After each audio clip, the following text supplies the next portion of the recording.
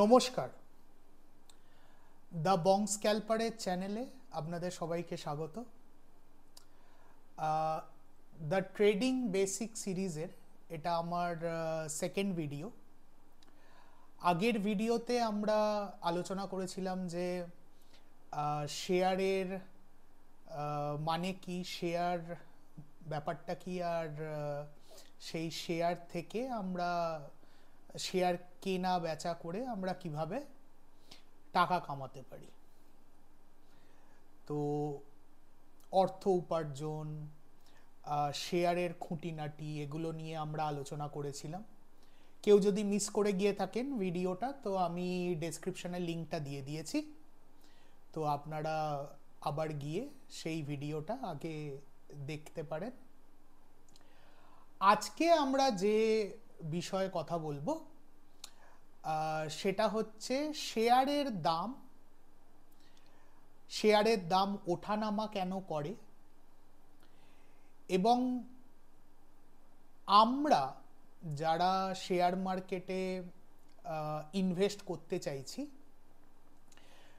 তাদের জন্য এখান থেকে কি বোঝার আছে, কোন দামটা দেখলে আমি বুঝতে পারবো যে হ্যাঁ এই শেয়ারটা কেনা উচিত, আর কোন দামটা দেখলে আমি বুঝতে পারবো যে না, এবার সেই শেয়ারটা বেচা উচিত। আমাদের জন্য এখানে কি শিক্ষণীয় শেয়ারের দামে, আজকে সেটা নিয়ে আমরা আলোচনা করব। শুরু করা যাক।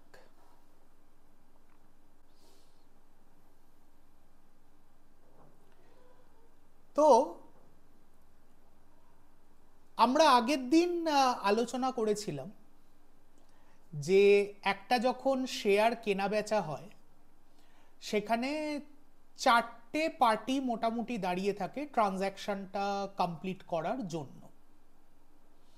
কিন্তু তারও আগে আমরা এটাও বলেছিলাম যে যে কোম্পানিগুলো তাদের শেয়ার এক্সচেঞ্জে দিয়ে গেছে, অর্থাৎ পাবলিক কোম্পানি, আমরা শুধুমাত্র সেই কোম্পানিরই শেয়ার কেনা বেচা করতে পারবো।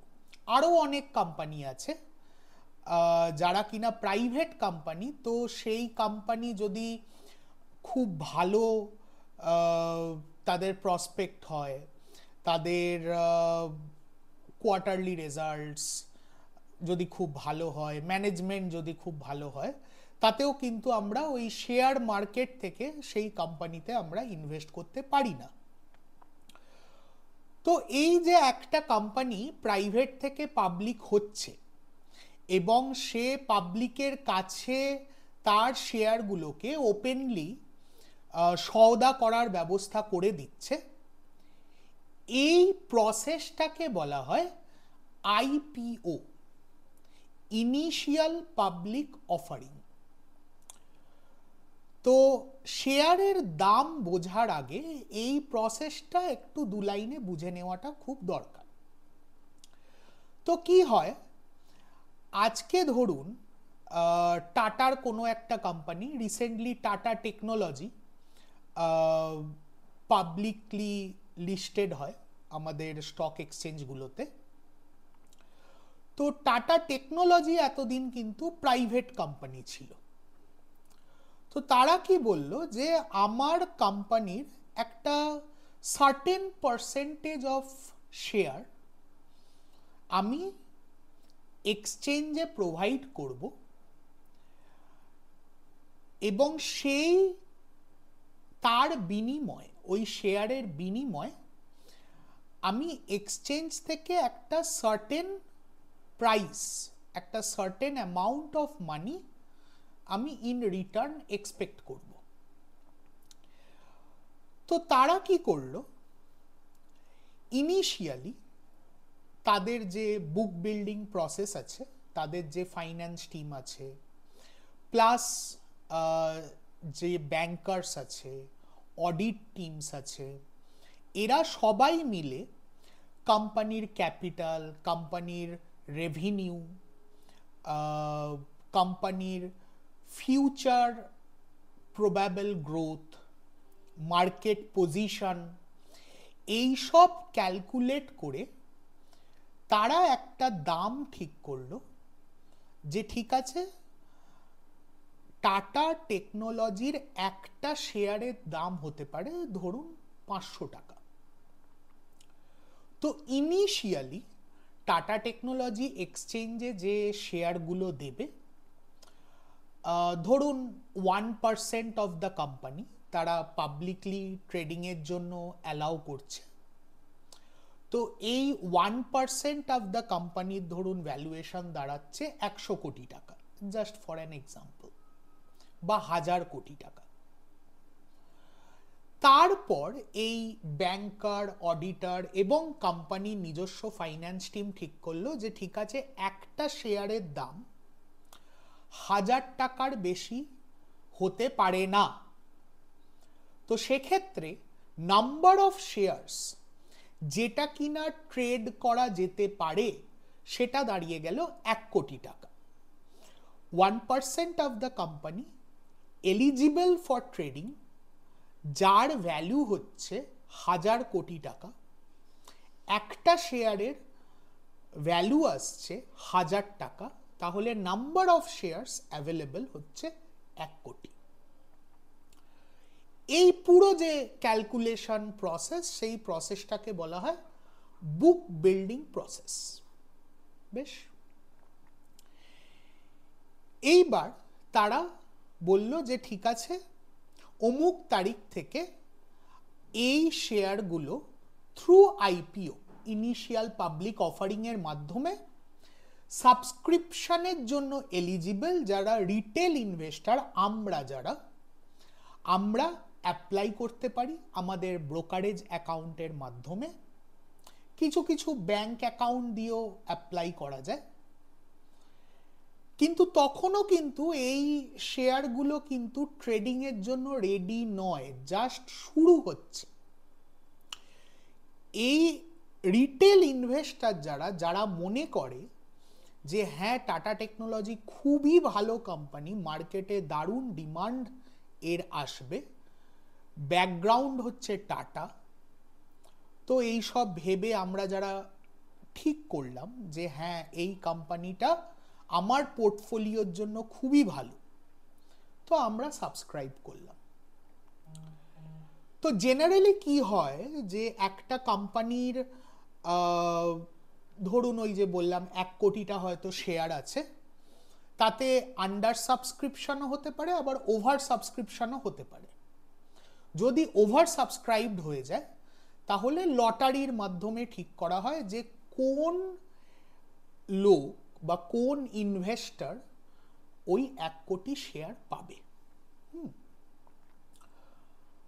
তো এইভাবে একটা কোম্পানির যে পাবলিকলি ট্রেডিং এর যে জার্নিটা সেটা শুরু হলো।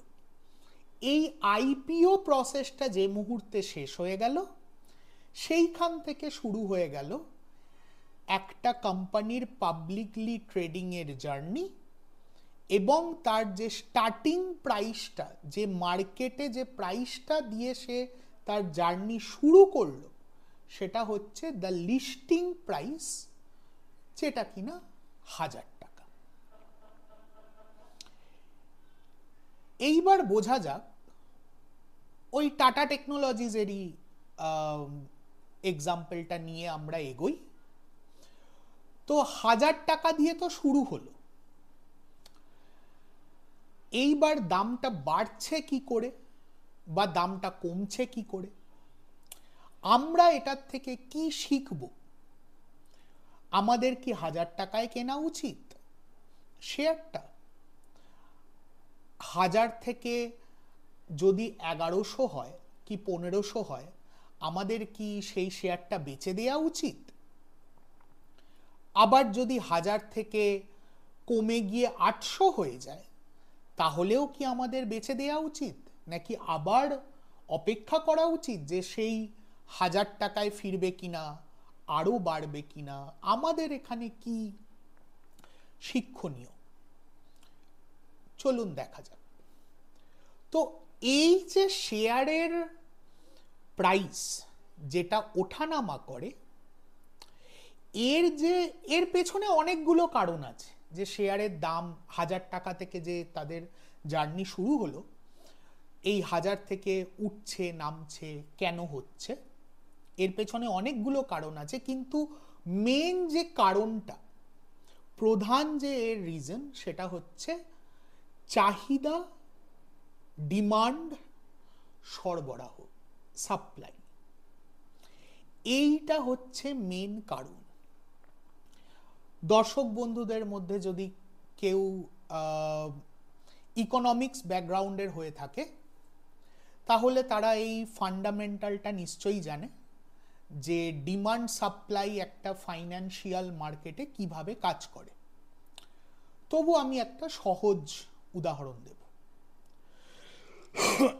ধরুন আজকে আইফোন 15 মডেলটা চলছে। কালকে হয়তো অ্যাপেল ইনকর্পোরেটেড ঘোষণা করলো যে আগামী 3 মাসের মধ্যে আইফোন 16 আসতে চলেছে। কিন্তু তারা কিচ্ছু বলেনি যে এই আইফোন 16-এর দাম কি হতে পারে বা না হতে পারে, তারা কিচ্ছু বলেনি। ধরা যাক আইফোন 15-এর দাম আজকের দিনে দাঁড়িয়ে চলছে 1.5 লাখ টাকা। তারা কি বলল যে আইফোন 16-এ আমার ক্যামেরাটা আরো ভালো হবে, ব্যাটারি লাইফ টাইম আরো ভালো হবে, এরকম করে 4-5টা ইমপ্রুভড ফিচার্সের সে গল্প বলল। আমি অ্যাজ আ বায়ার আমি কি করলাম, আমি দোকানে গিয়ে খোঁজ করা শুরু করলাম যে দাদা আইফোন 16টা এলেই কিন্তু আমি যেন জানতে পারি, আমার জন্য একটা তুলে রাখবেন আইফোন 16, দাম যাই হোক, 2 লাখ হোক, 2.5 লাখ হোক, যতই হোক, আমি কিন্তু আইফোন 16টা নেবই। এবার এই যে বায়ারের যে ইন্টেনশনটা, এই এই এই ভলিউম অফ ইন্টেনশন কিন্তু অনেক বড়। আপনি একা নন বা আমি একা নই, এরকম আরো লক্ষাধিক লোক নিজের নিজের কাছাকাছি রিটেল শপ হোক অথবা অনলাইনে হোক, তারা একটা করে ইন্টারেস্ট শো করে রেখে দিয়েছে। এবং যদি রিটেল শপ হয় তাহলে ওয়ার্ড অফ মাউথ, মুখে হয়তো বলেও রেখেছে যে ঠিক আছে 2-2.5 যাই হোক, আমি কিন্তু নতুন আইফোনটা কিন্তু নেবই। এইখান থেকে অ্যাপেল বুঝতে পারলো যে আচ্ছা আইফোন 16-এর কিন্তু ডিমান্ডটা খুব হাই। দেখা গেল আইফোন 16-এর হয়তো ইনিশিয়াল তারা যে রিলিজটা করবে, যে কোয়ান্টিটিতে আনবে, হয়তো সেটা ছিল 1 লাখ ফার্স্টে হয়তো তারা রিলিজ করত। কিন্তু দেখা গেল যে অলরেডি 1 মাসের মধ্যে ডিমান্ড বেড়ে 5 লাখ হয়ে গেছে। 5 লাখ লোক ইন্টারেস্ট শো করেছে যে আমি আইফোন 16 নেব। তখন অ্যাপেল কি করলো? অ্যাপেল বলল বেশ, আমি তাহলে শুরুতেই 5 লাখ আমি আইফোন 16 রিলিজ করব। কিন্তু এই যে ডিমান্ডটা যে বেড়েছে, আইফোন 15-এর আজকের দিনে 1.5 লাখ দাম আছে। অ্যাপেল হয়তো ভাবছিল যে ঠিক আছে 1,70,000-এ আমি আইফোন 16টা আনব। কিন্তু লোকজনের যে ডিমান্ড, সেই ডিমান্ড দেখে অ্যাপেল চট করে বুঝে গেল যে আচ্ছা আমি প্রাইস পয়েন্টটা 1,70,000-এর জায়গায় যদি 2 লাখও রাখি তাহলেও কিন্তু লোকে নেবে।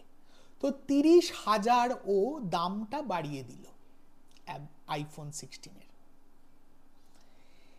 এইবার কি হলো, ওই 2 লাখ টাকায় 5 লক্ষ আইফোন 16 ও মার্কেটে ছেড়ে দিল, মানে সেল করে দিল। যে মুহূর্তে সেল করলো, ডিমান্ডটা যেহেতু এতটা হাই হয়ে আছে, লোকজন 2 লাখ টাকা দিয়ে কিনে নিল। তাহলে কি হলো, আমার আইফোন 16-এর ফেস ভ্যালু বা যেটা নিয়ে অ্যাকচুয়ালি প্ল্যান করা হচ্ছিল, যে দামটা নিয়ে মার্কেটে আসার কথা হচ্ছিল, সেটা ছিল 1,70,000। ডিমান্ড এত বেড়ে গেছে যে সেলার, যে সাপ্লায়ার, সে বলল যে না, আমাকে এই কম টাইমের মধ্যে এতগুলো ম্যানুফ্যাকচার করতে হবে, প্লাস ডিমান্ড আছে, আমি একটু দামটা বাড়িয়েই বেচি। 2 লাখে সে ছাড়লো। লোকজনের এত ক্রেজ যে তারা ওই 30,000-এর ডিফারেন্সটা নিয়ে কিছু ভাবলো না, তারা কিনে নিল মার্কেট থেকে। এইবার এরই একটা কন্ট্রারি সিচুয়েশন দেখা যাক। যে মুহূর্তে আইফোন 16 চলে এলো 2 লাখ টাকায়, এদিকে আইফোন 15-এর কিন্তু ডিমান্ডটা কমে গেল। ধরুন আমি ভাবছিলাম যে ঠিক আছে, অলমোস্ট তো 6 মাস ধরে আমি অন্য কোনো একটা ফোন ইউজ করছি, এবার আমি একটা আইফোন কিনবো। আইফোন 15-এর দামটা তো 1.5 লাখ টাকাই যাচ্ছে, তো ঠিক আছে, আগামী মাসে গিয়ে আমি 1.5 লাখ টাকা খরচা করে আমি আইফোন 15 কিনব। কিন্তু যে মুহূর্তে আমি জানতে পারলাম যে আইফোন 16 আসছে 2 লাখ টাকায়, আমি কি করলাম, আমি বললাম যে না, আর 3 মাস আমি ওয়েট করে যাই। অলরেডি তো বেশ কিছু মাস তো আমি অপেক্ষা করেই আছি, অন্য ফোন ইউজ করছি, তো এই তাহলে আরো 3 মাস আমি ওয়েট করে যাই, 2 লাখ টাকা দিয়ে একেবারে নতুন আইফোনটা কিনব। আর এইটা কিন্তু আমার একার গল্প নয়, এরকম আরো প্রচুর লোক আছে যারা ভাবছিল আইফোন 15 কিনবে, কিন্তু ওই যে মুহূর্তে আইফোন 16 এসছে তারা আইফোন 15টা ভুলে গিয়ে নতুন আইফোনের দিকে দৌড়ে গেল। এবার কি হলো, আইফোন 15-এর আজকের দিনে যে ডিমান্ডটা ছিল, সেই ডিমান্ডটা আস্তে আস্তে কমতে শুরু করলো। যে মুহূর্তে ডিমান্ডটা কমলো, যারা সেলার, তাদেরকে তো স্টক, যে আইফোন 15-এর যে স্টকটা রয়েছে, সেই স্টকটা তো ক্লিয়ার করতে হবে।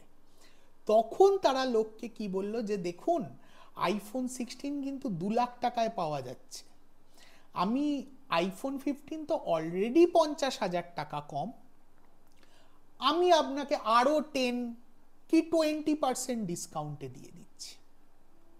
তো সে কি করলো, 15,000 30,000 আরো কমিয়ে দিল। এই যে প্রসেসটা, এটাই কি হলো, ডিমান্ড কমে যাচ্ছে, তাই জন্য সাপ্লাই অথচ একই জায়গায় রয়েছে, ডিমান্ড কমে গেছে, তো এক্সেস হয়ে গেছে আইফোন 15-এর সাপ্লাই, তাই প্রাইসটা তাকে কমাতে হলো, তবে গিয়ে সে ডিমান্ডের সঙ্গে ম্যাচ করতে পারল।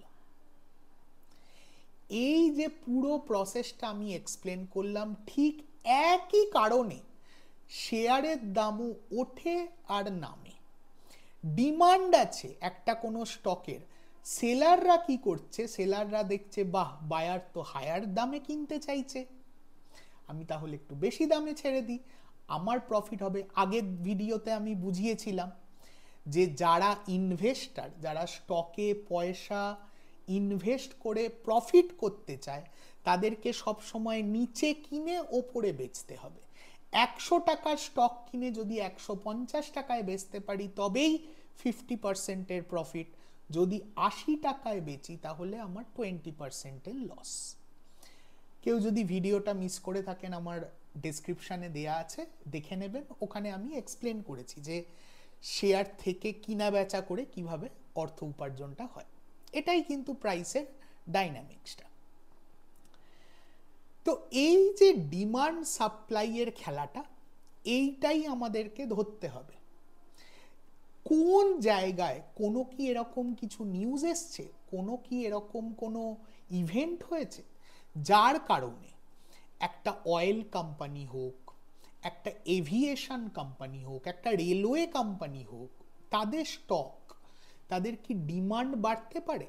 যে মুহূর্তে আমি বুঝবো যে ডিমান্ড বাড়তে পারে, তার মানেই ওটার দামটা বাড়বে। আর যখনই আমি বুঝবো যে না, এবার তো ডিমান্ড পড়বে, তখনই আমি জানবো যে না এইবার সময় হয়েছে, যদি হোল্ডিংয়ে থাকে তাহলে সময় হয়েছে ওই স্টকটাকে বেচে দেওয়ার। তার কারণ এবার ওটার দামটা আমার পড়বে। এর পরেও এবার ধরুন ডিমান্ড বেড়ে গেছে, তো প্রাইস যে বাড়তেই থাকবে এরকম তো নয়। একটা জায়গা আসে যেখানে গিয়ে ডিমান্ড আর সাপ্লাইটা একই জায়গায় মোটামুটি চলে আসে। সেটা ওপরের দিকে গিয়েও ম্যাচ হয়ে যেতে পারে, আবার ডাউনফলের ক্ষেত্রেও একটা জায়গায় গিয়ে ম্যাচ হয়ে যেতে পারে, যেটাকে কিনা ইকুইলিব্রিয়াম জোন বলা হয়। ট্রেডিংয়ের টার্মিনোলজিতে, স্টক মার্কেটের টার্মিনোলজিতে এই জোনগুলো খুব ইম্পর্টেন্ট। যদি একটা ওপরের দিকে ট্রেন্ড থাকে কোনো স্টকের, যেখানে গিয়ে প্রাইসটা দাঁড়ায় সেই জোনটাকে বলা হয় রেজিস্ট্যান্স।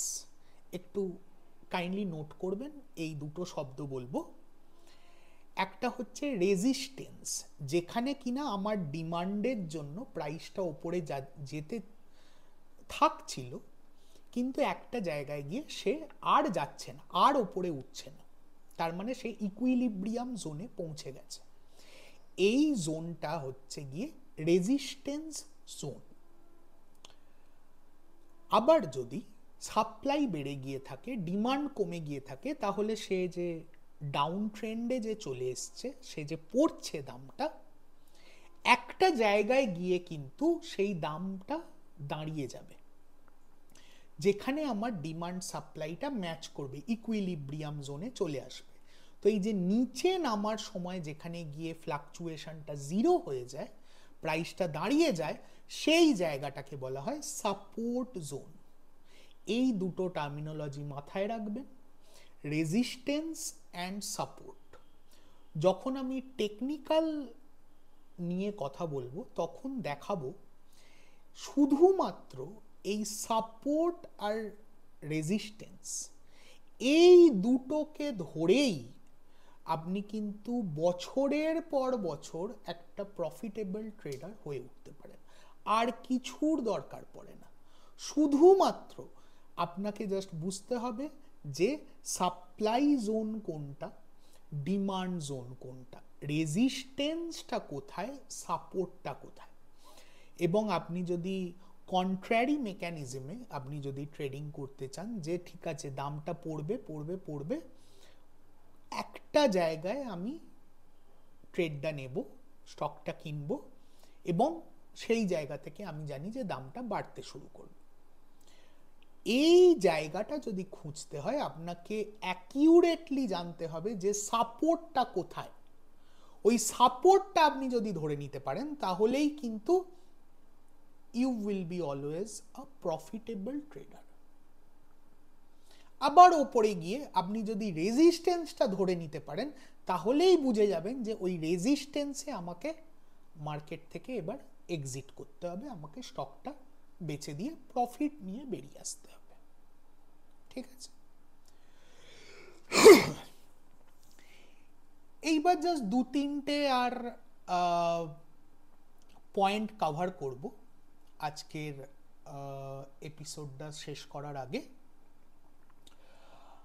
সেটা হচ্ছে ওই যে আমি বললাম যে কোনো খবর আসছে বা কোনো একটা কোনো ইভেন্ট হচ্ছে যাতে কিনা ডিমান্ডটা বাড়ছে, কি সেই ইভেন্টসগুলো এবং কিভাবে আপনি সেগুলোর সঙ্গে নিজেকে মানে আপনার কাছে সেই ইনফরমেশনগুলো কিভাবে থাকবে, আপনি কোন নিউজ বা কোন ইভেন্ট এইটার পেছনে আপনি সতর্ক থাকবেন, সচেতন থাকবেন, যে আমি যদি জানতে পারি এরকম একটা খবর আসছে, বা আমি যদি দেখি যে এরকম একটা কিছু ঘটনা ঘটেছে, তাহলেই আমি কিন্তু ধরে নিতে পারবো যে এই স্টকটার একটা ডিমান্ড আসছে। তো এইরকম 3-4টে পয়েন্ট আমি আপনাদেরকে বলবো। তো কি করতে পারেন যে সেই পয়েন্টসগুলো আপনি নোট করে নিতে পারেন এবং জাস্ট গুগল নিউজ হোক বা যে কোনো ফাইন্যান্স নিউজ হোক, সেখানে আপনি যদি ওই স্টকের ওই নিউজগুলো আপনি দেখতে পান, তাহলেই জানবেন একদিন হোক কি এক সপ্তাহ হোক এই ডিমান্ডটা কিন্তু তৎক্ষণাৎ আসবে। তো দেখে নেওয়া যাক যে সেই ধরনের নির্ণায়কগুলো কি কি হয়।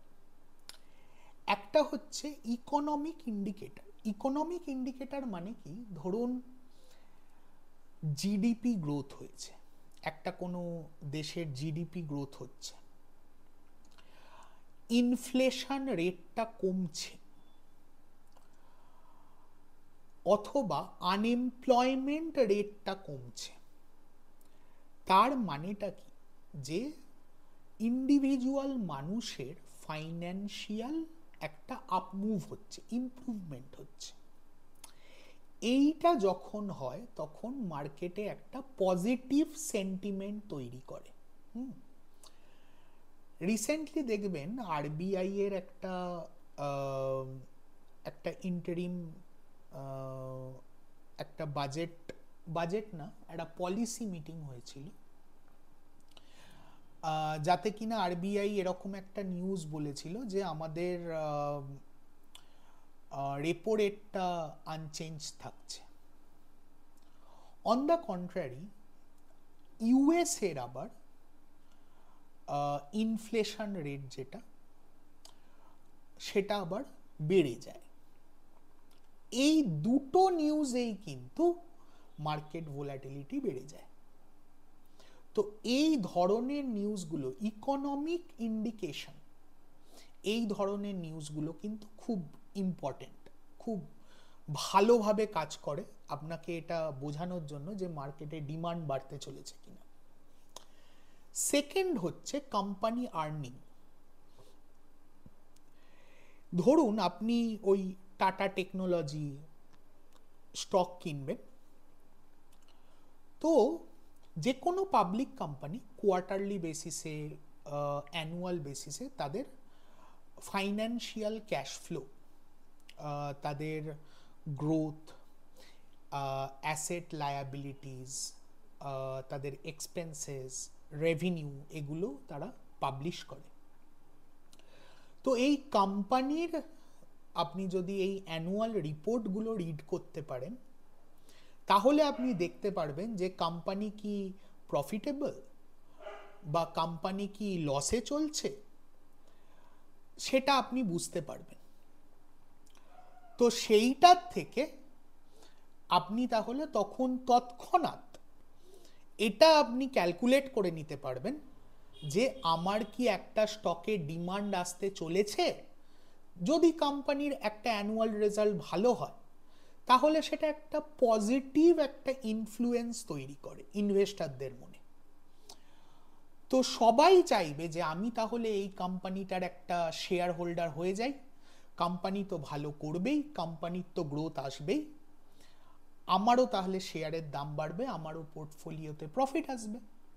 তো কোম্পানি আর্নিং কিন্তু একটা খুব ভালো ইন্ডিকেশন, একটা খুব ভালো ডিটারমিনেন্ট, যেটার মাধ্যমে আপনি এটা বুঝতে পারেন যে মার্কেটে ডিমান্ড আসবে কি আসবে না ফর আ স্পেসিফিক স্টক। আর একটা যেটা হয় সেটা হচ্ছে জিও পলিটিক্যাল ইভেন্ট।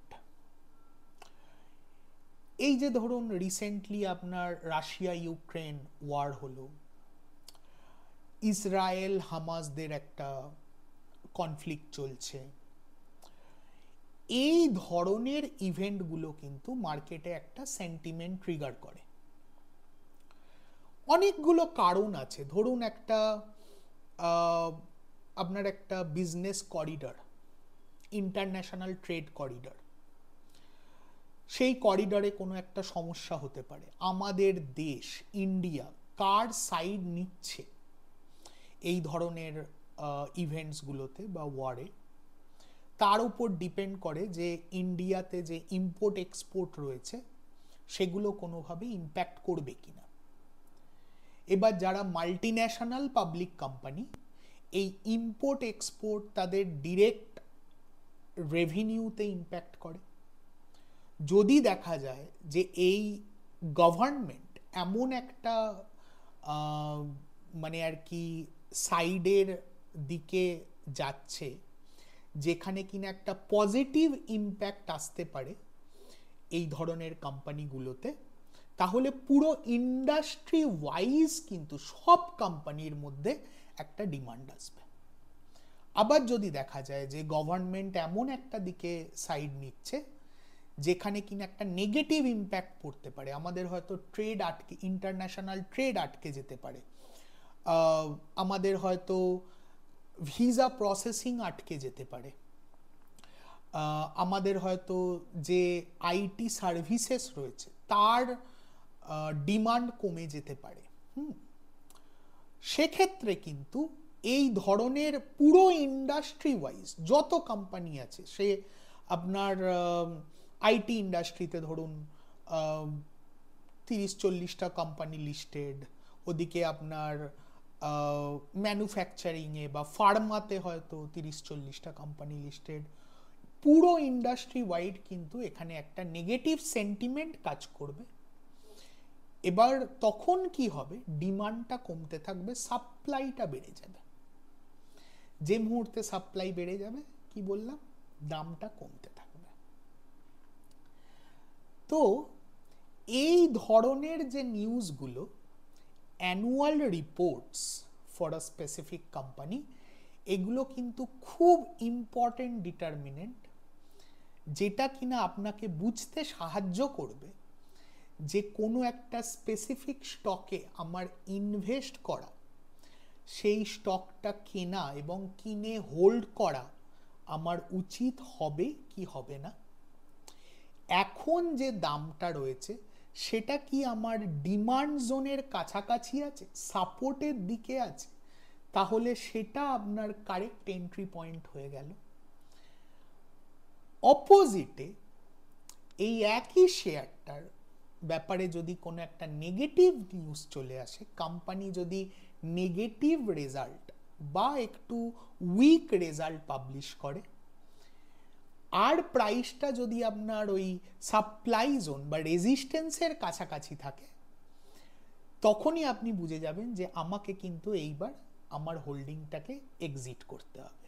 যতক্ষণ না আমি আবার কোনো পজিটিভ নিউজ শুনছি এই কোম্পানির ব্যাপারে, আমি কিন্তু আপাতত এই পার্টিকুলার স্টকে আর ইনভেস্টেড থাকবো না। তো এই ডিমান্ড সাপ্লাই কিন্তু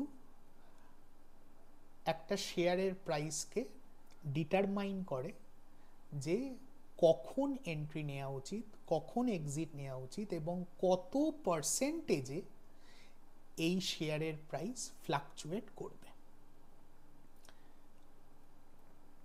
আশা করি আজকের ভিডিওটা থেকে আপনারা নিশ্চয়ই কিছু শিখলেন। ভিডিওটা ভালো লাগলে লাইক করবেন, কমেন্টে জানাবেন যে ডিমান্ড সাপ্লাই সম্বন্ধে যদি আরও কোনো প্রশ্ন থাকে, সাপোর্ট রেজিস্ট্যান্স নিয়ে যদি আরও কোনো প্রশ্ন থাকে, নিশ্চয়ই কমেন্টে জানাবেন। ভিডিওটা বন্ধুবান্ধব, পরিবারের সকলের সঙ্গে শেয়ার করবেন, আর চ্যানেলটিকে কিন্তু অবশ্যই সাবস্ক্রাইব করবেন। নমস্কার।